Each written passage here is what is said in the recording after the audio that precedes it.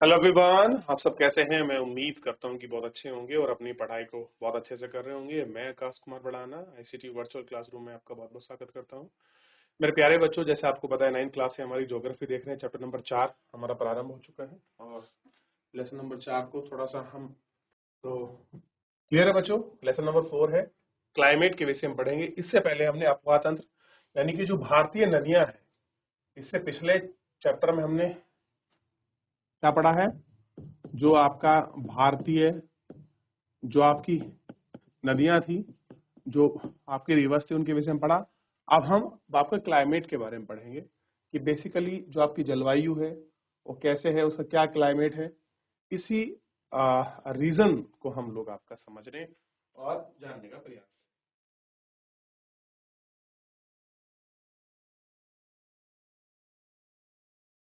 ठीक है, देखिए पिछले दो अध्याय, अध्याय का मतलब जो हम आपके चैप्टर पढ़ रहे हैं, हमारे देश की स्थला आकृति एवं अपवाह तंत्र के बारे में पढ़ चुके हैं। किसी देश के प्राकृतिक पर्यावरण को समझने के लिए तीन मूलभूत तत्वों में से ये तत्व हैं। आप तीसरे तत्व अर्थात हमारे देश की वायुमंडलीय अवस्था के बारे में पढ़ेंगे। दिसंबर में ऊनी वस्त्र क्यों पहनते हैं बताइए। और मई का जो मौसम आता है वो गर्मी का है, उसमें असुविधाजनक क्यों होता है। और जून एवं जुलाई में वर्षा क्यों होती है। भाई कुछ तो आपने पैटर्न महसूस किया होगा। कह रहे इन सभी प्रश्नों के उत्तर आप भारतीय जलवायु के अध्ययन से ही जान सकते हैं। सर्दी क्यों हो रही है, गर्मी क्यों आ रही है, वर्षा क्यों हो रही है, इसके विषय में आप सब जान सकते हैं। चलिए अब मुझे बताइए, फिलहाल गर्मी क्यों महसूस हो रही है। हमें दिन में गर्मी लग रही है, रात में ठंड लग रही है, ऐसा क्या कारण है, और धीरे धीरे हमें गर्मी लगने लगेगी। चलिए कौन बच्चा बताएगा, पढ़ा चुका हूं मैं सब कुछ, बस आपको बताना है। कौन बच्चा बताएगा। चलिए कि क्यों होती है वर्षा, रेनफॉल ही क्यों होती है, ये सीजनल क्या है गर्मी का, देख लिया।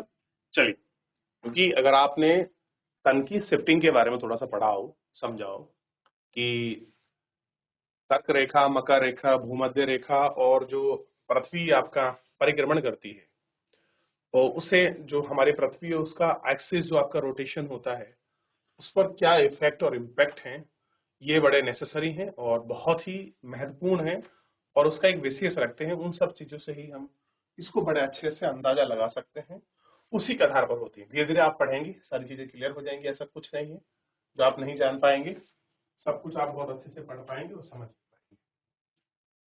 एक विशाल क्षेत्र में लंबे अवधि में मौसम की अवस्थाओं और विविधताओं का कुल योग ही जलवायु है।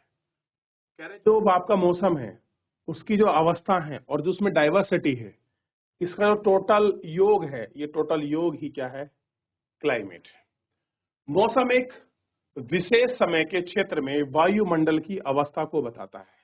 क्या बताता है, एक पैसिफिक टाइम में एक आपका एटमॉस्फेयर की कंडीशंस क्या है। The Pacific time depend on atmosphere stages. मौसम तथा जलवायु, कह रहे जो हमारा क्लाइमेट है और जो हमारी क्लाइमेटोलॉजी है, ठीक है, तो कैसी वहां की क्लाइमेट है, कैसा वहां का मानसून बना हुआ है, ये डिपेंड करता है टेम्परेचर पर और आपका जो हमारा वायुमंडल है, एटमॉस्फेयर है, उस पर, प्रेशर पर, विंड पर, ह्यूमिडिटी पर, रेनफॉल पर।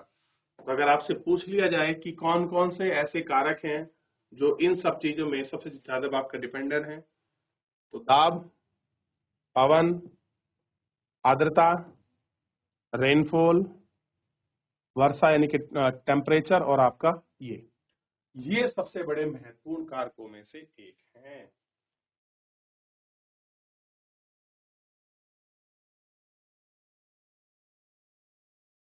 चलिए, मौसम की अवस्था प्राय एक ही दिन में कई बार बदलती है, लेकिन फिर भी कुछ सप्ताह, महीनों एवं वायुमंडलीय अवस्थाओं का एक समान रहती है। जैसे कि दिन में गर्म या ठंडा, हवादार या शांत, आसमान बादलों से घिरा हुआ साफ, शुष्क एवं आर्द्र हो सकता है।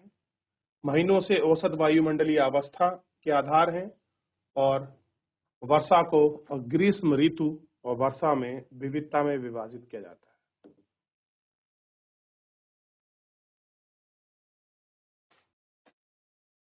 भारत विश्व में अनेक जलवायु प्रदेशों में बांटा गया है। आप जानते हैं कि भारत की जलवायु कैसी है तथा क्यों है। इसका संबंध हमें इस अध्याय से पढ़ेंगे और जानेंगे। ठीक, कह रहे मानसून शब्द की उत्पत्ति अरबी शब्द से हुई है, मौसम से हुई है, जिसका शाब्दिक अर्थ है मौसम। मौसम का अर्थ है एक ही वर्ष के दौरान वायु की दिशा में ऋतुओं के अनुसार परिवर्तन। ये ऋतुओं के अनुसार कैसा परिवर्तन है। भारत की जलवायु को मानसूनी जलवायु कहा जाता है। एशिया में जलवायु मुख्यतः दक्षिण पूर्व में पाई जाती है। सामान्यतः प्रारूप में एक रूपता होती है। देश में जलवायु अवस्था स्पष्ट, प्रादेशिक में विभिन्नता भी है। आइए हम दो महत्वपूर्ण तापमान और वर्षण को लेकर देखें कि एक साथ से एक दूसरे पर मौसम और एक दूसरे मौसम में किस प्रकार से विभिन्नता पाई जाती है।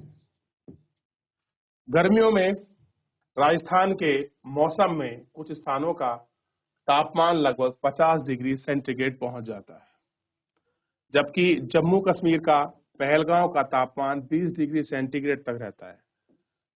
सर्दी की रात में जम्मू कश्मीर का त्रास सेक्टर -45 डिग्री तक हो सकता है, जबकि थरुबंत का 22 डिग्री। सोचिए, सर्दियों में जम्मू कश्मीर में -45, वहीं आपका थिरुवनंतपुरम का आपका 22 डिग्री टेम्परेचर हो सकता है। तो ये सारी चीजें ऐसे क्यों है कि हमको टेम्परेचर वेरिएशन हमको देखने के लिए मिलता है। इसकी सारी एक ही वजह है कि टेम्परेचर वेरिएशन जो हमको आपका देखने के लिए मिल रहा है, ये सारा कर्क रेखा के नियरेस्ट होने की वजह से ही, क्योंकि नीचे है तो वहां टेम्परेचर ज्यादा है, ऊपर होने की वजह से ही क्योंकि वहां पहाड़ी क्षेत्र है और वहां सूर्य की किरणें प्रॉपर नहीं पहुंचती, सर्दी का अनुभव होता है, इस वजह से ही हमको दिखता है। चलिए आगे बढ़े मेरे प्यारे बच्चों। कह रहे हैं कि कुछ क्षेत्रों में रात व दिन के तापमान में काफी अंतर होता है। दिन का टेम्परेचर कुछ होता है, दिन में हाई हो सकता है और रात में लो हो सकता है। जैसे थार के मरुस्थल का दिन का टेम्परेचर 50 डिग्री होता है, जबकि वहीं रात में 15 है, यानी कि डे का 50, नाइट का 15। दोनों को जोड़ लीजिए, 5 6/2 कितना होगा, 2 3 6, तीन बार गया और आपका 2 दूनी 4, यानी कि एवरेज 35 डिग्री सेंटीग्रेड बैठेगा। तो सोचिए टेम्परेचर में कितना वेरिएशन मिला कि कहाँ दिन में 50 और रात्रि में 15 हो गया। ऐसे कैसे हो गया। वहीं केरल में देखिए और अंडमान निकोबार में दिन तथा रात का तापमान में समान रहता है। अब अंडमान निकोबार और केरल में अगर दिन में मान लीजिए 25 डिग्री सेंटीग्रेड था तो रात में 25 रहेगा। हो सकता है कि मैक्सिमम 24 हो जाए, बस इससे ज्यादा अंतर आपका वेरिएशन यहाँ देखने के लिए नहीं मिलता। तो कहीं कहीं पर हमको डे और नाइट के टेम्परेचर में भी काफी आपको चेंजेस और इफेक्ट जो है हमको देखने के लिए मिल जाते हैं। क्लियर है मेरे प्यारे बच्चों। तो ये सारी चीजें हमको बहुत अच्छे से दिखाई देती हैं।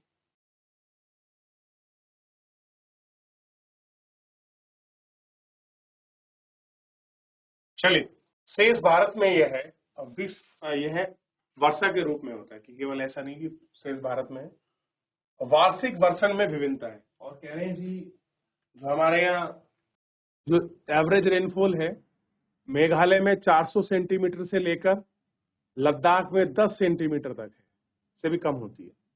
तो कहीं तो 400 सेंटीमीटर है और कहीं पर आपका 10 सेंटीमीटर भी है, कि उससे भी कम है। देश में अधिकतर भागों में ये 2 महीने हैं, जून से सितंबर तक वर्षा होती है।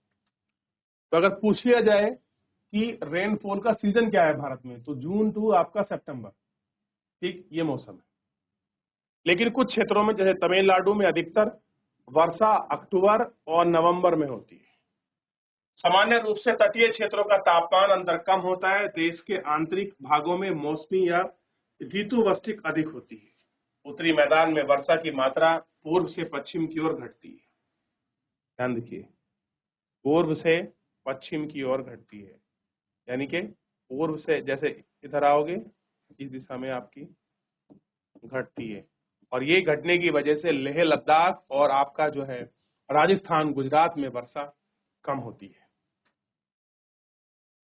विभिन्न लोगों के जीवन में विविधता लाने के लिए भोजन, वस्त्र और घरों में आप प्रकार की दिखावटें भी आपको दिखाई देती हैं। राजस्थान के घरों की मोटी दीवारें और छत चपटी क्यों होती हैं? कि भाई जो दीवार है घरों की वो मोटी क्यों होती हैं और छतें आपके चपटी क्यों होती हैं? तराई क्षेत्रों में गोवा और आपका मंगलोर का ढाल वाली वस्तुएं हैं। असम बांस के घर और खंभों, ठीक, ये सारी चीज दिखाई देती है।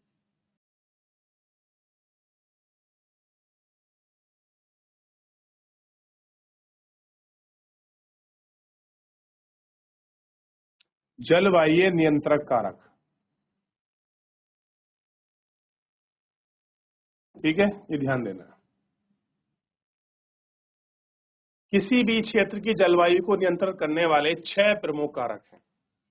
ये इंपॉर्टेंट है, इनको ध्यान रखिएगा। कितने हैं? 6 इंपॉर्टेंट कारक हैं। पहला है अक्षांश, दूसरा तुंगता, इस कहीं आपको हाइट लिखा मिलेगा, ऊंचाई, कहीं तुंगता। एयर प्रेशर, पवन तंत्र, समुद्र से दूरी, महासागरीय धाराएं, उच्चावत लक्षण। तो इनको लिख लीजिए, वेरी इंपॉर्टेंट है। यही आपका 6 चीजें हैं जो डिपेंड करता है किसी भी क्षेत्र की जलवायु और आपका वर्षा की डिपेंडेंसी। क्लियर है? देखिए इनको।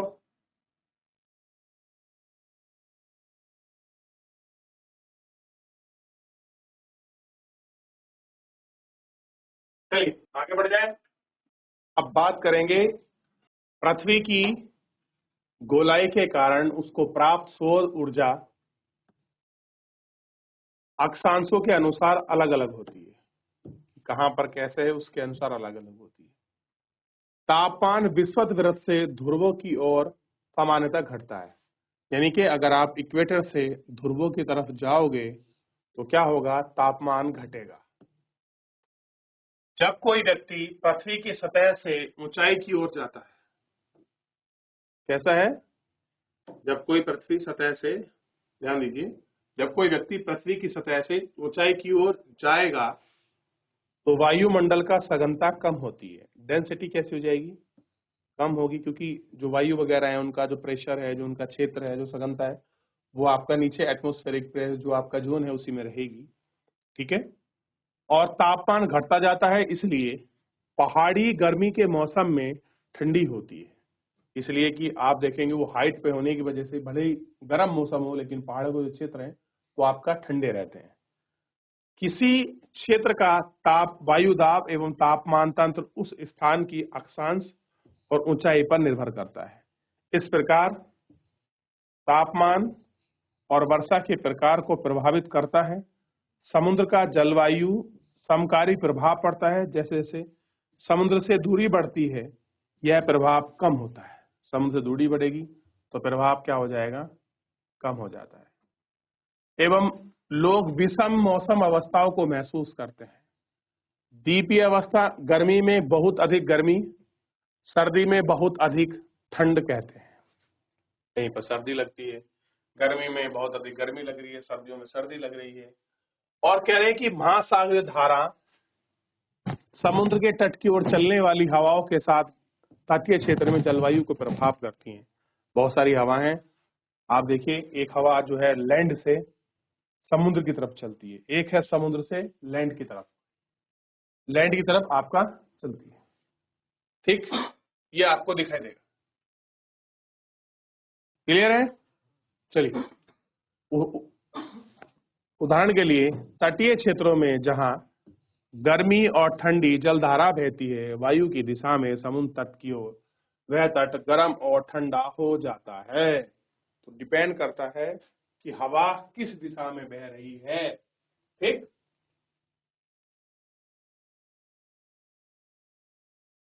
ठीक है, देख लिया। तो एक बार पूरा इसमें देख लीजिए, डिपेंड कैसे होता है टेम्परेचर वेरिएशन का, क्या आपका इंपॉर्टेंस रोल है, कौन कौन से 6 ऐसे फैक्टर हैं जो उसको कंट्रोल एंड होल्डिंग कैपेसिटी के रूप में आपको दिखाई देंगे। और वो होल्डिंग और इसको कैपेसिटी के रूप में हम लोग इसको देख लिया। तो मेरे प्यारे बच्चों, इस तरीके से आप अगर इन सारी चीजों को देखेंगे कि टेम्परेचर किस तरह से डिपेंड करता है, रेनफॉल में क्या इम्पैक्ट है, किसी की क्लाइमेट में, किसी क्लाइमेटोलॉजी में क्या क्या उसकी आपके इम्पोर्टेंस है, इन सभी चीजों को आप अगर देख लेंगे तो चीजें बहुत सरल और बहुत अच्छे से हो जाएंगी। तो एक बार घर जाकर पढ़ लीजिएगा थोड़ा सा, तो आपको latitude, longitude, height, temperature, pressure, air pressure, ठीक है, और आपका कॉन्टिनेंटल जो आपकी विंड चलती है उस सब में आपको क्लियर हो जाएगा। फिलहाल आज के लिए इतना ही, धन्यवाद।